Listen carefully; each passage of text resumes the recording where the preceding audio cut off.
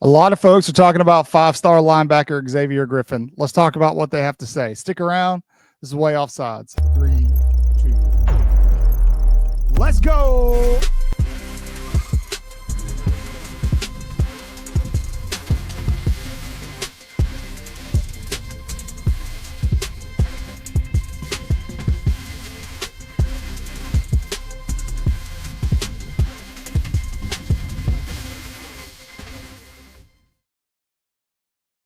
Good morning, good afternoon, good evening, whatever the case may be. Welcome to your favorite football show on YouTube, Way Offsides, where we talk all things Bama. It's all Bama all the time. Recruiting is the flavor of the month right now as Alabama is handling official visits all over the place. Loaded group coming this weekend should be pretty crazy. I want to apologize first and foremost for having some internet issues the past couple of days. For those of you who don't know, I live in Florida, pretty close to the water. So if the weather's not perfect, the internet likes to be spastic. So I apologize if the voice starts to sound a little garbled and things like that. Going to fight through it and keep the content coming.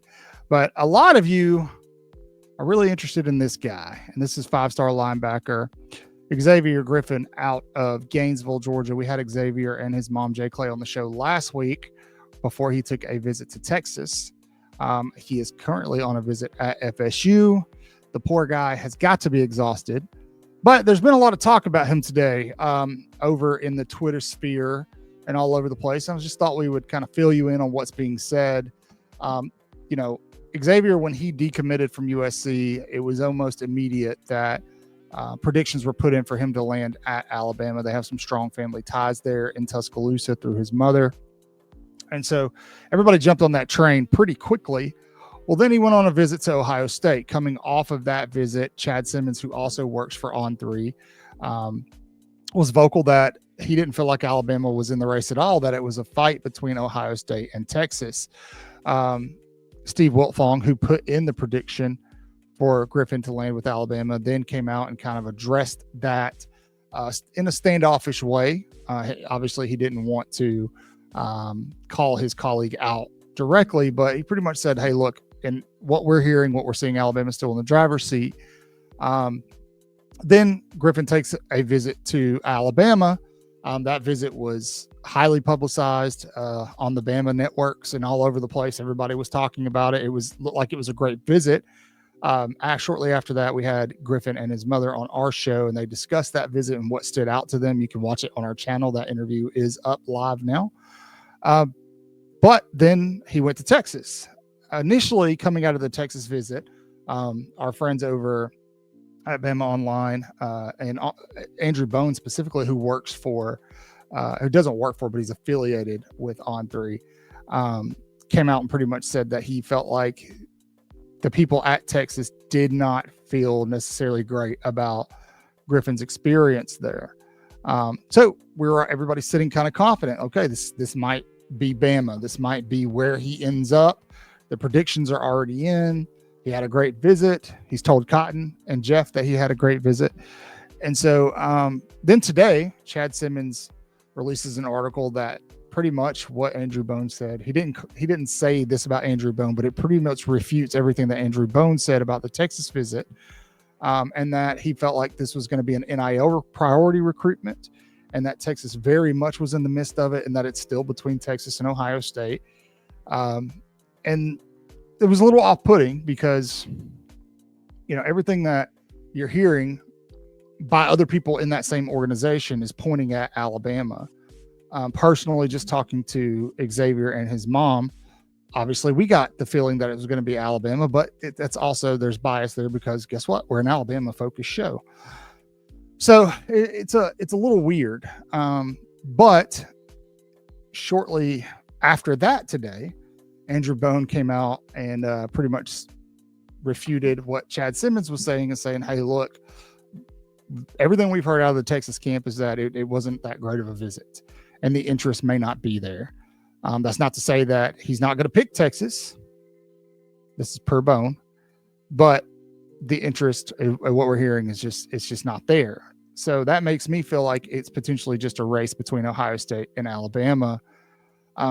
So I asked some folks in group chats and things like that, how are you feeling? And the consensus amongst Bama fans is that Chad Simmons is not to be trusted. And so, he's made some wacky predictions, and then he's made some that are right. So, on top of all that, Simmons drops that Tristan Keys is not going to take his midweek visit to Alabama any longer, and instead he's going to visit LSU at some point. And then that gets refuted by another person online. Tristan Keys gets involved. Eventually, Tristan Keys says that he's not the one that canceled the visit. He had his bag back. Bama who canceled the visit. So Simmons is kind of right in the middle of all this drama right now, which is good for him. It's good for business, right? And so, but it just kind of makes you go, I don't know. I don't know. Personally, for me, I feel like, and I could be way off base here, talking to Xavier and his mother, I feel like if they pick somewhere other than Alabama, I would be extremely surprised.